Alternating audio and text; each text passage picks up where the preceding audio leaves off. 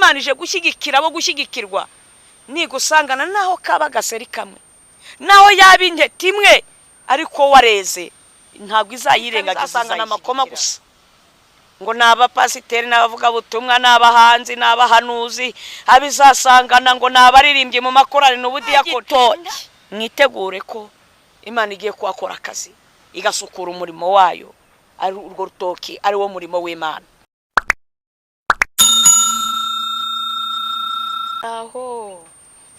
Muraho yemwe, Yesu nashimwe cyane. Bene data nshuti z'umusaraba, nitwa Riziki Chantal, ndagarutse kuri yicano.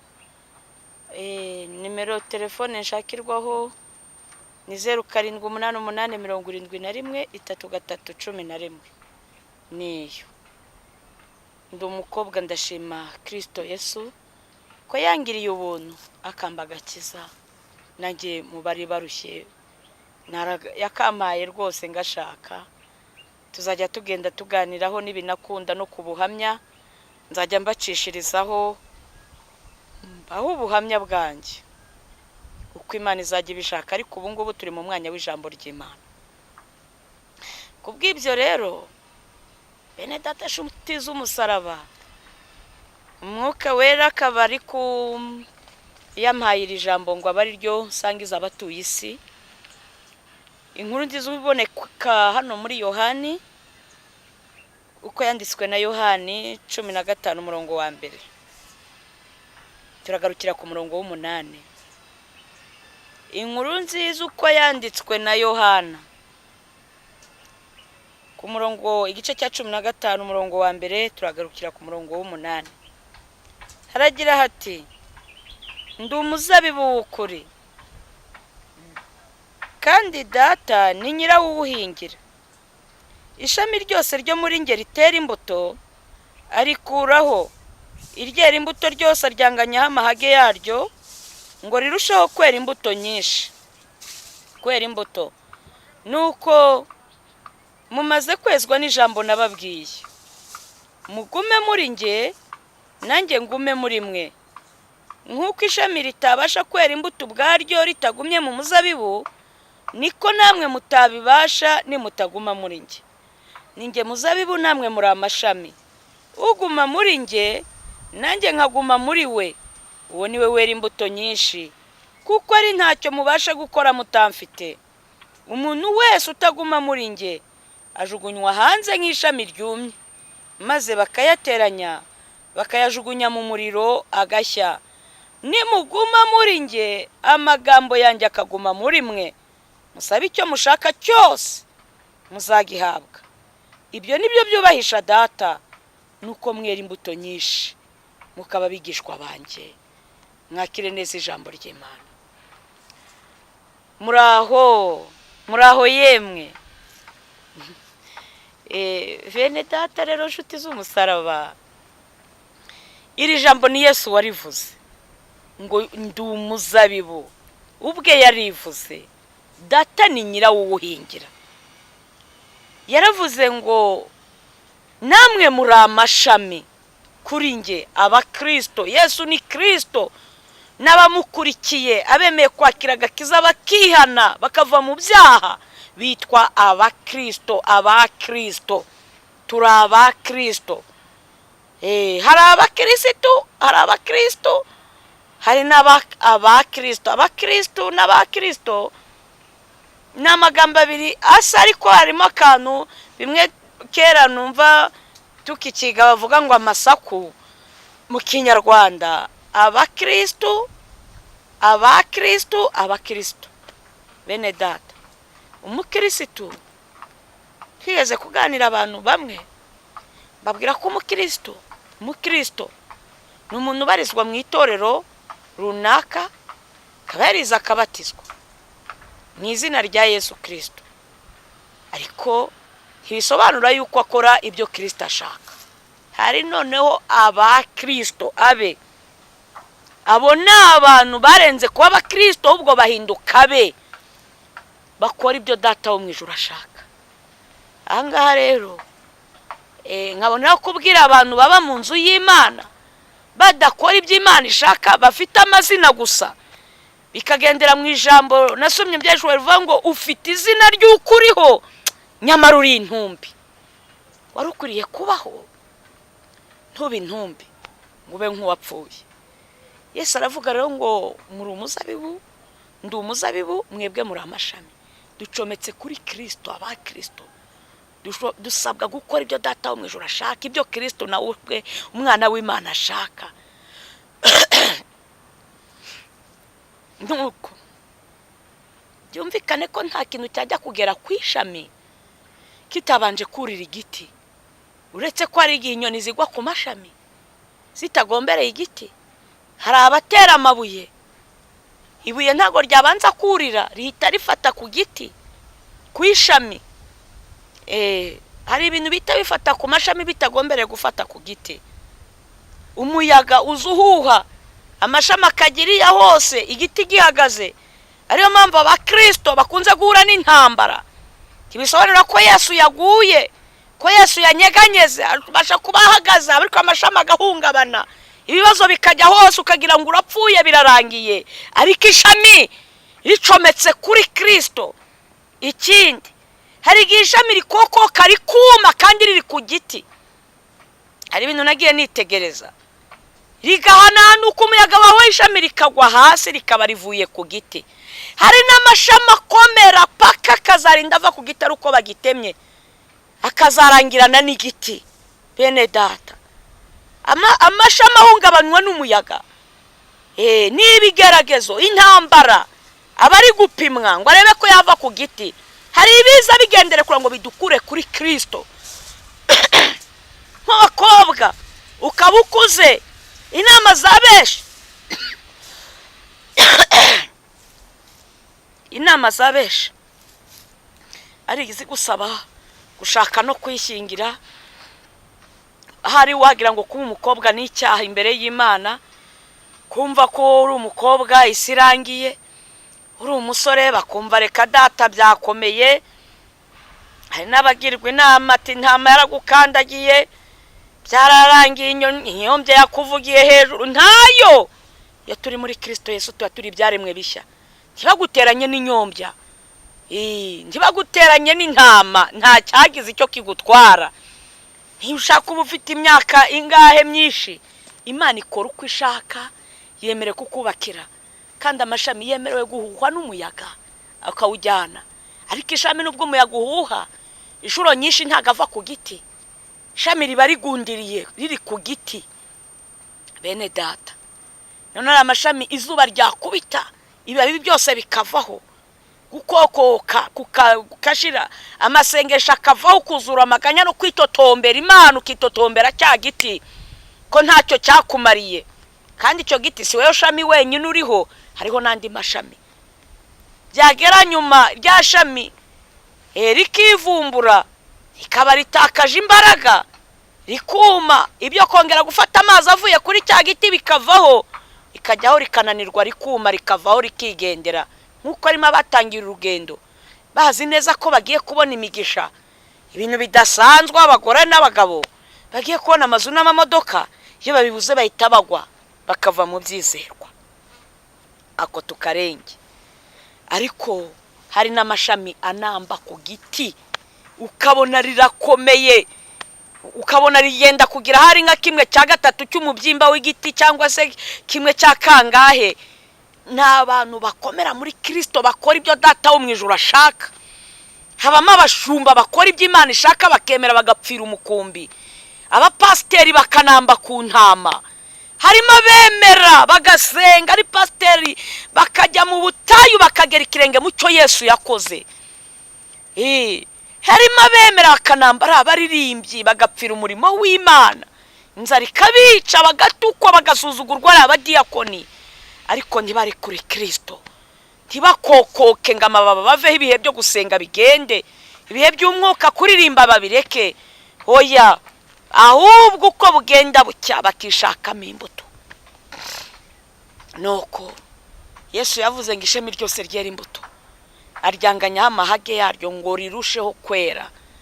Bene Data, nitegereje umuzabibu mu Rwanda ntago ndawubona, niba ari naho uringiza amahirwe nazawubona kajya nigisha wenda umuzabibu kazawuvuga narawubonye kuko ntera n'amatsiko kuwureba. Ariko nageranya icyo tufite nk'umuzabibu hano iwacu dufite urutoki, narugeranya n'umuzabibu. Hari ikintu nakuboneye mu rutoki, hari igihe nyiri urutoki iyo rwajemo umusaka ibirere bishwangara ibyakatse, nyiri urutoki yagiye kurukorera yitabana ibikoresho bitatu, yitabana isuka, umuhoro, uruhabuzo. Isuka ishinzwe gukora hasi, umuhoro ukoramo hagati, uruhabuzo rukora mu bushorishori, aho umuhoro utagera niho uruhabuzo rugera, aho isuka itakora uruhabuzo niho ruhakora. Ngongera rero nkababwira ngo ishami ryose ritera imbuto. Ari ikintu nakuboneye, nyiri urutoki ari igihe ajya acishamo akaza akarukorera. Iyo aje kurukorera hari igihe isina ibiriho isina nyinshi, utuntu tw'isina twishi twavutse, ntabwo areba ngo izi sina zizera ibitoki, arareba akarebamo izagira umumaro, izindi zose zitari kuri gahunda akavuga ati izi nizo kwangiza iyi sina, nizo kwinyunyuriza ubusa, agatema agashyira hasi, agakuraho ibirere, ibivovo biri ku sina, agakuraho amakoma n'ibishwangara, ndetse n'ikintu cyose abona kidafite gahunda cyo kwangiza urutoki. Ibyatsi byose agakoresha isuka agaharura, urutoki akarusasira rukagubwa neza. Hari ikintu nakuboneye mu rutoki, hari igiti nabonye mu rutoki badajya bakunda gutema mu rutoki, bakita ikibonobono. Umubonobono ni igiti kitajya gipfa gukurwa mu rutoki. Umumaro w'umubonobono ntago uteze kuvanwamo imbaho, suko bateganyamo kuzacanwa n'ibindi bintu kucyubakisha, burya bakirekera mu rutoki bateganya ko kizavamo inkingi z'ibitoki. None igitoki isina yazanye igitoki kibe gito kinini, sindabona nyiri urutoki asuzugura igitoki uko cyaba kimeze kose, naho ryaba ari se ririmo bararishyigikira. Ariko isina naho yaba umujugujugu gutema uburebure, nyiri urutoki aratema agashyira hasi, kuko ari kubona iyo sina nta musaruro ariyo kurushyanya gusa, ntacyo ari y'amakoma gusa. Bakristo beneda agawahushye waje ari mwinshi, imvura ari nyinshi, nyiri urutoki ntajyangayikishwa n'isina ifite amakoma meza atoshye ngavuga ati ya makoma ashobora kuvunika. Reka nyiri urutoki ahangayikishwa n'isina zifite ibitoki, akavuga ati ngwire kuzitera inkingi, naho kaba ari ibere rimwe, intete imwe y'igitoki, ashaka inkingi ihuje na cya gitoka akayishyigikira. Nagiye mbona iwacu bashyiramo n'imbingo, tuntu tw'udutinkaga dutatu bakadupfundikanya bagashyiramo, ariko ako gatoki ntibagasuzugure. Nagiye mbona mu ntara zimwe na zimwe no z'iki gihugu aho nakandagiye, nko mu burasirazuba za Mutara, hehe yewe n'Igisenyi araho nabibonye, ukabona igitoki kimwe bagishyizemo inkingi ebyiri eshatu, baciye igiti cy'inturusu, wa mubonobono urimo bashyizemo imigano. Kubera iki? Cyazanye igitoki kinini kandi gitangaje kigomba gushyigikirwa. Bene data, nshuti z'umusaraba, iri jambo ry'Imana ndarihuza n'ubutumwa Imana yampaye. Yarambwiye ngo iraje, ije mu murima wayo, ije mu rutoki, ije gukorera urutoki rwayo, ari ryo torero ryacu rya Pentekote. Simbizi ryabaye ikibazo mu rwego rw'isi. Imana yarambwiye ngo ADPR niryo torero yashimye, irishyira ku rutaro, irarigosora. Abo kuvuga mwaravuze, abaseka mwarasetse, niryo torero ariko yashimye, irishyira ku rutaro. N'ubu ngubu iracyari kugosora, iracyakuramo ingumbi, iracyashungura. Imana irambwira ngo uko ryabaye igitangarizwa niko igiye kurigarukaho. Nyuma yo kugosora no gushungura, ADPR Imana izayigarukaho ngo rizabana none itorero ritangaza abantu benshi, kuko izasukamo umwuka wayo, gakongera gakorekerwamo imirimo ndetse kuruta mbere. Nuko yabimbwiye, ariko irambwira ngo igiye kubanza gusukura ihereye hejuru mu bashumba, yewe muri biro nyobozi nkuru mu rwego rw'igihugu imanuke kuzageza ku munyagice, amabandi n'amasarigoma yose hanze ibishwangara n'ibirere, ije gukorera urutoki abavuga butumwa, ababeshya, abahanuzi b'abatubuzi, indaya, abatinganya, abarozi bose mu budiyakoni, mu makorari, aho hose Imana ikuyemo, Imana irasohoye. Kandi nirakw'ihamagaye bundi bushya, Imana irirehereje bundi bushya. Ariko abakristo banambye kuwitekije kubashyigikira, isi nifite igitokije kuyitera inkingi, imibonobono nayigereranya na ya mazu n'amamodoka muhanura, nabigeranya n'imyambaro, izo mbingo n'imigano. Hari benshi baje kubitabarirwamo, kubisubirizwamo. Ni ukuri kose ibyo bintu Imana izabikora, amaso ya benshi mugiye kuzabibona. Hari abantu Imana izahereza amazu atabavunnye, batubatse rwose, ikayabatuzamo, ikayabasinyaho, nguko Abisirayeli bavuye muri Egiputa bakajya gutura Kanani, Imana ikayihindura igihugu cyabo bwite, kikaba gakondo. Bene data, hari abantu Imana igiye kuzaha amasambu ikabahereza, ariko abizasanga nibizira we, yemwe we, abasambanye, abakuramo amada, abaniga abana, umva, abavuze ati aba nibo dushoboye, mbese hafi aho aba nibo dushoboye, ibintu nk'ibyo, abamanyura amazi bishe mu rusengero, abo bose mwitegura, abataracishwaho n'isuka, abantu bo hasi umuhoro urahari, abo hagati abataranyuhura n'umuhoro barahura n'uruhabuzo, no mu bushorishori Imana irahageze. Nuko Imana ije gushyigikira abo gushyigikirwa, nigusangana naho kaba gaseri kamwe, naho yaba intete imwe, ariko wareze ntabwo izayirengagiza, izayishyigikira. Ariko abizasangana amakoma gusa, ngo n'abapasiteri, n'abavuga butumwa, n'abahanzi, n'abahanuzi, abizasangana ngo n'abaririmbye mu makorari n'ubudiyakoni, nta gitoki. Mwitegure ko Imana igiye kuhakora akazi, igasukura umurimo wayo, ari urwo rutoki ari wo murimo w'Imana. Tugiye gusenga abantu batera imbuto, batagira ibikorwa byiza, abanyabugugu batazi gutanga ngo bafashe abababaye. Ukarya umufuko w'umuceri ukawuheregeta ng'isi hano, ube wagira umuntu uhereza n'irobo, yemwe isukari reka data ukagotomera. Ariko mwebwe ntimunareba n'ibyorezo biri hano hanze, pe ukagotomera, kabido kubuto ukagotomera. Abo bose mwitegure, nta mutindi wavunguriraho, nta mukene umunyamubabaro waherezaho. Abo ntacyo bamaze, ni nka ya mashami ari ku giti ariko atagira icyo amaze, ari abo kunyunyuza gusa igiti gusa, ari abo kunyunyuza Kristo Yesu. Ni ukuri tugiye gusenga, ariko Imana irabasaba kwera imbuto z'abakiranutsi. Ubona umurwayi ukamwinemva gusa, kagira iseseme, ntube washobora gukorera umugisha ngo umwuhagire. Baba we, twajyaga twuhagira abarwayi ba sida mu bitaro kwa muganga, nagiye mu bikorwa by'urukundo, simbe nakwikanga ngo wenda virusi iramfata.